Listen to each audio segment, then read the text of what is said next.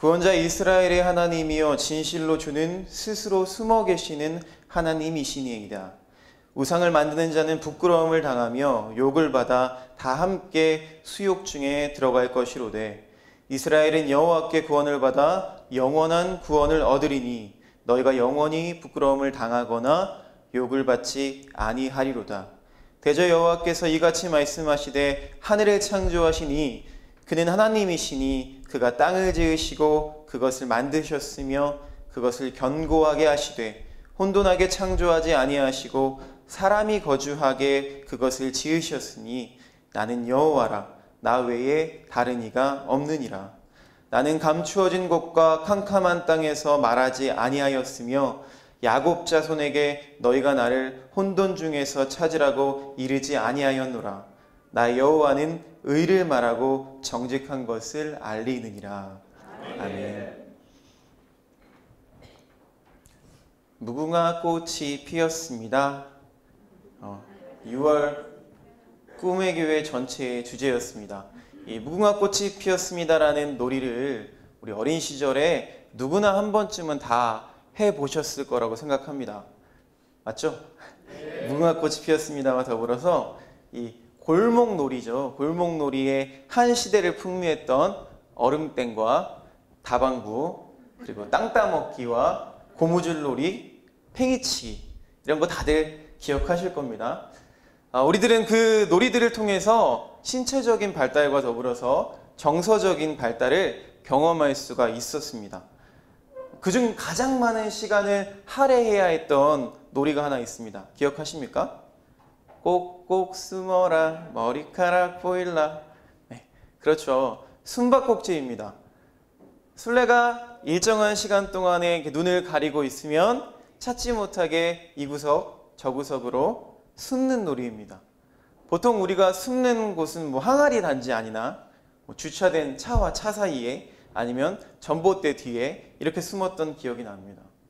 이 놀이를 통해서 친구들의 성격 유형을 파악할 수가 있습니다. 숨바꼭질 속에서 숨는 유형에 따른 성격 분석, 자기가 어떤 성격을 가지고 있는지 한번 보시기 바랍니다. 첫 번째는 눈 가리고 아웅형입니다.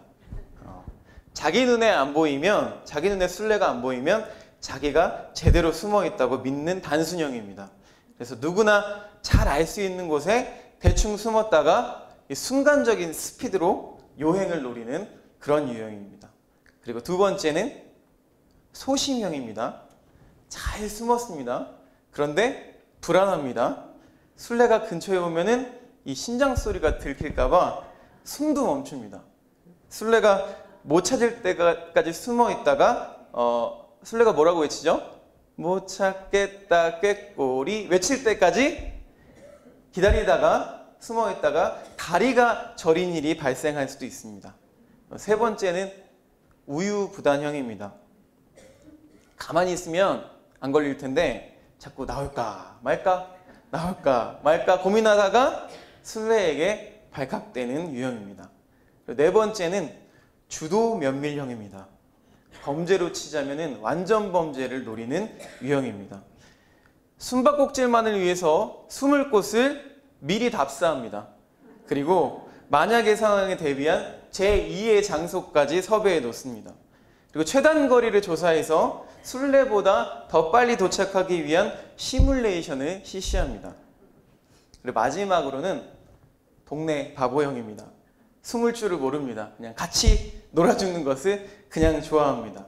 어느 동네나 있는 그 깍두기 있죠. 지금은 그런 게 없는데 깍두기입니다. 여러분은 이 중에 어떤 유형이십니까? 5번이요? 오늘 말씀 중에서 이 숨바꼭질 하시는 여호와 하나님이 등장하십니다.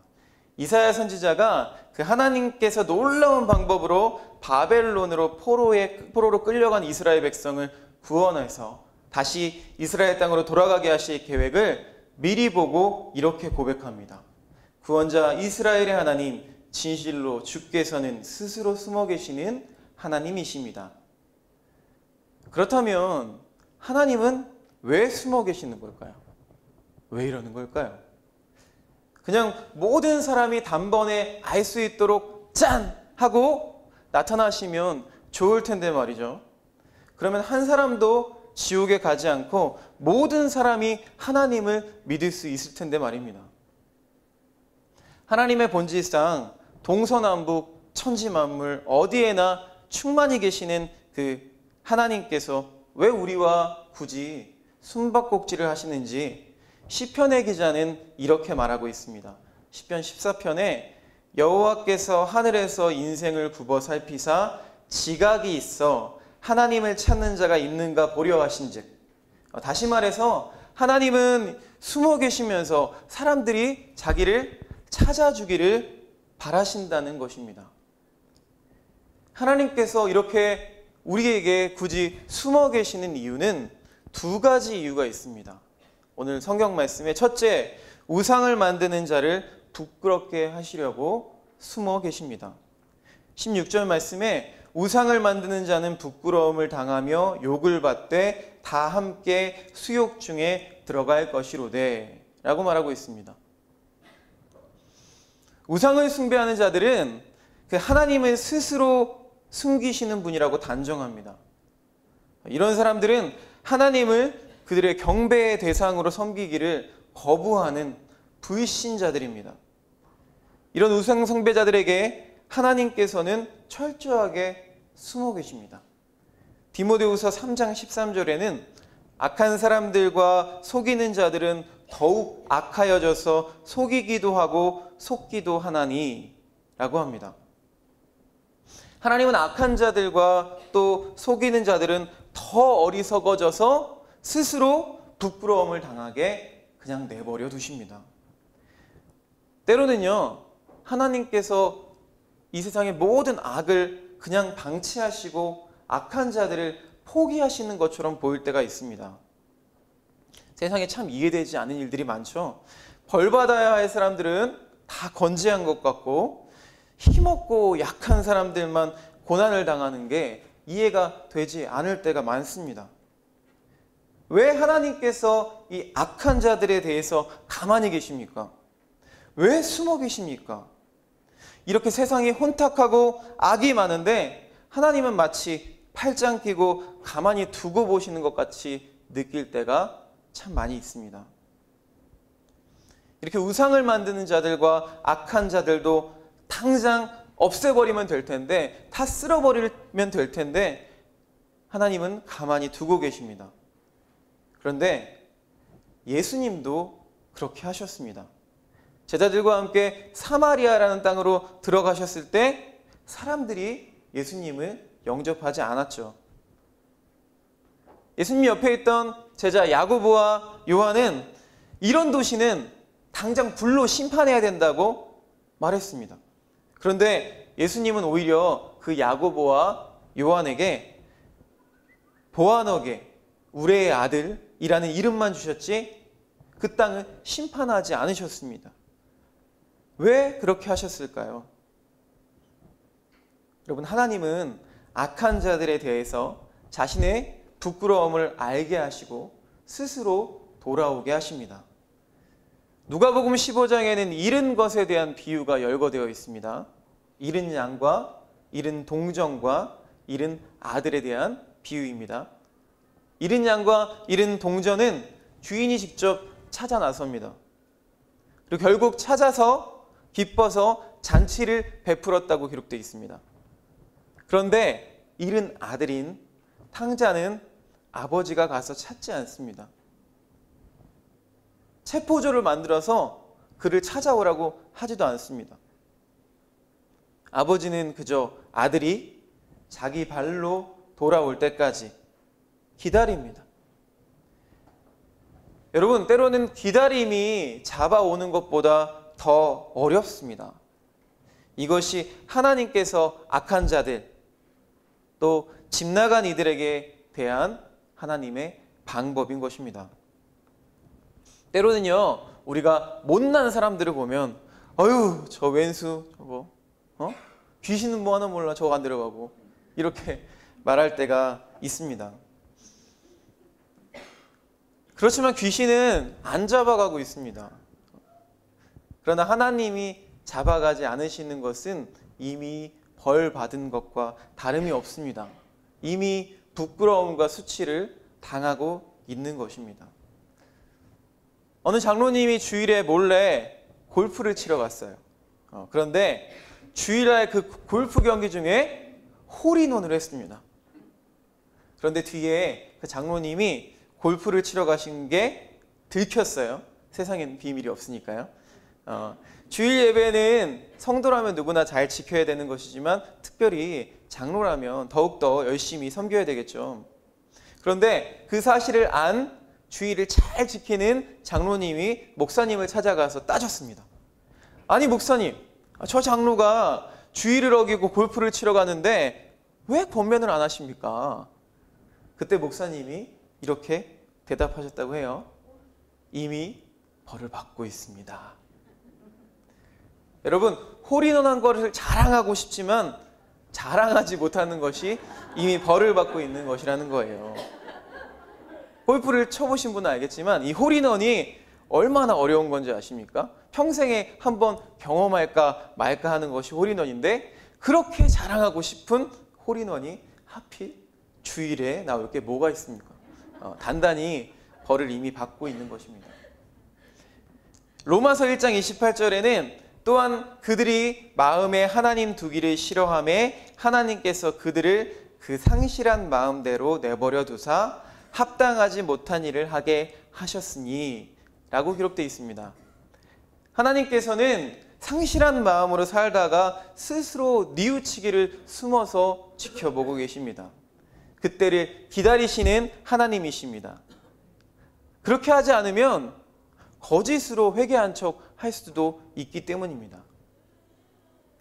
하나님께서는 이런 자들을 보시면 너 까불면 맞는다 라고 말하고 계십니다. 하나님은 마치 하나님이 안 계신 것처럼 잔머리나 굴리고 또 짧은 지식으로 까불어대면 하나님께서는 숨어서 비웃고 계신다는 것입니다. 예수님은 기적을 베푸신 후에 아무에게도 알리지 말라라고 하셨습니다. 그 놀라운 기적들을 많은 사람에게 소문을 내서 알게 하면 되는데 왜 소문을 내지 말라고 하셨을까요? 예수님의 위대한 능력을 절대로 값싸게 만들지 말라는 말입니다. 예수님도 숨어 있기를 바라셨습니다. 여러분, 지금도 많은 사람들이 하나님을 알지 못하고 찾지도 않고 있습니다. 하나님께서는 이런 사람들에게는 계속 숨어 계십니다. 불가지론이라는 학설이 있습니다. 1869년에 헉슬리라는 사람이 처음으로 주장한 이론입니다. 이 이론은 우리가 알고 있는 그 무신론하고는 조금 다릅니다.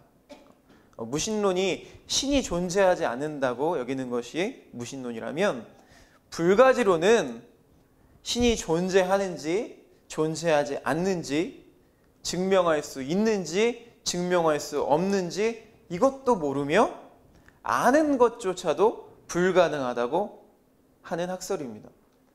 엄청 똑똑한 척하지만 사실은 이렇게 어리석은 사람들이 세상에는 너무나 많습니다.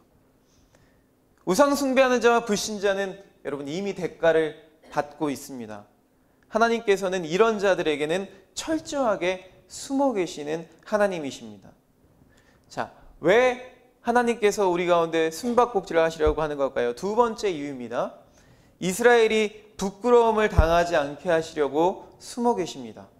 17절 말씀에 이스라엘은 여호와께 구원을 받아 영원한 구원을 얻으리니 너희가 영원히 부끄러움을 당하거나 욕을 받지 아니하리로다.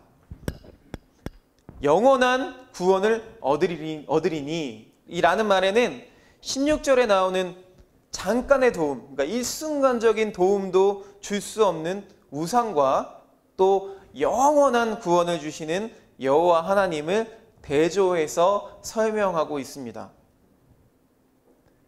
비록 우리 눈에 보이지는 않지만 숨어서 구원하시는 하나님의 능력을 믿습니다. 시편 139편은요 다윗의 시입니다. 다윗이 어떻게 고백하냐면요, 다윗은 하나님은 하늘에 올라갈지라도 수월에 자리를 펼지라도 바다 끝에 거주할지라도 함께 하신다고 말씀하고 있습니다. 고백하고 있습니다. 우리가 어디를 가나 하나님은 거기에 숨어 계시다는 사실을 아는 지혜는 정말 위대합니다. 이런 하나님을 아는 사람에게 하나님께서는 당신의 큰 손으로 함께 해주십니다. 하나님은 어디에나 계시고 어디나 보고 계시며 무엇이나 다 듣고 계십니다. 믿으십니까? 우리를 항상 보고 듣고 계셔서 우리의 편이 되어주시는 것입니다. 숨어 계시는 하나님은 우리가 떨어지려고 하면 발이 돌에 부딪히지 않게 해주십니다. 또 우리가 어디를 가든 독수리 날개로 업어서 옮겨 놓아주십니다. 또 우리가 쓰러질 때에 오른손이 권능으로 잡아주십니다. 우리가 할 말을 잃고 당황할 때에 입과 함께 계셔서 그 할 말을 가르치십니다. 우리의 평생에 어디를 가든지 하나님은 항상 함께 하십니다. 분명 하나님은 우리 눈에 보이지 않지만 숨어서 우리를 구원하시는 하나님이십니다. 하나님은 아브라함에게 본토 친척 아비집을 떠나 내가 내게 지시할 땅으로 가라 라고 하셨습니다. 비록 하나님께서 아브라함의 눈에 보이지는 않았지만 숨어서 앞장서서 가셨습니다. 아브라함에게 이삭을 바치라고 하실 때에도 하나님은 모리아산까지 무려 사흘길을 조바심을 가지고 숨어서 앞서 가셨습니다. 하나님께서는 아브라함이 이삭을 제단에 올려놓을 때까지 숨어 계시다가 놀라서 그 아이에게 내 손을 대지 말라라고 하셨습니다. 야곱은 아버지와 형을 속이고 축복을 가로채고 홀로 외삼촌의 집으로 가고 있을 때에 베델에서 숨어 계신다가 야곱에게 들키셨습니다.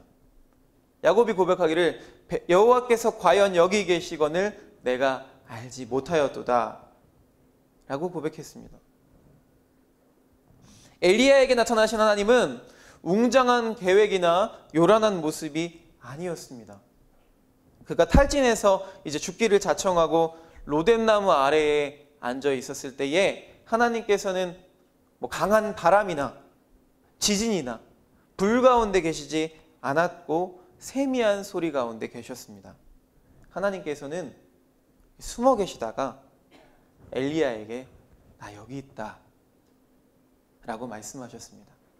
하나님은 엘리야에게 엘리야야 너 혼자가 아니야 라고 말씀하십니다. 다니엘서를 보면 하나님께서는 다니엘의 친구들인 사드락, 메삭, 아벳느고와 함께 불 풀무 속에 함께 숨어 계셨습니다. 그리고 다니엘과 함께 사자굴에 숨어 들어가셨습니다. 사랑하는 성도 여러분, 지금도 우리가 고통당하고 있을 때, 어려운 일을 당할 때 우리의 어려운 자리에 하나님은 함께 숨어 계십니다. 그리고 똑같이 말씀하십니다. 너 혼자가 아니야. 숨은 하나님 찾기는 신앙의 마음으로 또 회개한 영혼으로 찾아야만 합니다. 그리고 하나님은 찾으면 반드시 찾을 수 있고 하나님은 찾는 자에게만 만나 주십니다. 신명기 4장 29절에 만일 마음을 다하고 뜻을 다하여 그를 찾으면 만나리라 라고 하십니다. 부르짖으라 그리하면 응답하리라 라고 말씀하십니다. 술래가 마지막에 도저히 찾지 못해서 외치는 소리, 아까도 이야기했죠?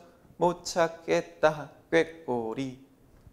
마찬가지로 우리 하나님이 아무리 찾아도 보이지 않을 때 우리는 어떻게 해야 합니까? 바로 못 찾겠다 꾀꼬리를 외쳐야 합니다. 성경 말씀이 우리에게 끊임없이 가르치고 있는 사실은 하나님은 숨어 계시지만 결코 멀리 계시지 않는다는 점입니다. 하나님께서는 우리 가까이에 계십니다. 제가 요즘 즐겨 듣는 찬양이 한 곡 있는데 그 찬양이 랩으로 하는 찬양이라서 부를 수는 없습니다. 그런데 이 노래 맨 마지막에 등장하는 나레이션이 있는데 그 나레이션을 듣고 이 말씀을 생각해 보게 되었습니다. 그 나레이션을 제가 읊어보겠습니다. 북미의 인디언들은 남자아이가 13살이 되면 자기 자식을 담력을 키워주기 위해서 아이가 혼자서 숲속에서 하룻밤을 새도록 한답니다. 들짐승들이 우글거리는 숲속에서. 근데 날이 밝고 아이는 발견하게 됩니다. 아버지가 밤새도록 나무 뒤에 숨어서 이렇게 활시위를 당긴 채로 들짐승들로부터 나를 보호하고 계셨다는 걸. 아버지의 마음은 바로 이런 것입니다. 우리는 앞이 보이지 않아서 들짐승들의 소리 때문에 두려워하고 용기를 내지 못하고 떨고 있지만 하나님은 가까이에 숨어서 우리를 지켜보고 계십니다. 당신의 자녀가 혹시 상하지 않을까? 당신의 자녀가 혹시 해를 당하지 않을까 두려워하고 계십니다. 우리 하나님은 우리 모두를 잠시도 떠나지 않고 숨어 지키고 계시는, 우리를 잠시도 떠날 수 없는 사랑의 아버지이신 것입니다. 그 아버지의 사랑이, 그 숨어 계시는, 숨어서 우리를 지켜보고 계시는 그 하나님의 사랑이 오늘 우리 모두에게 함께 하시기를 주님의 이름으로 축원합니다.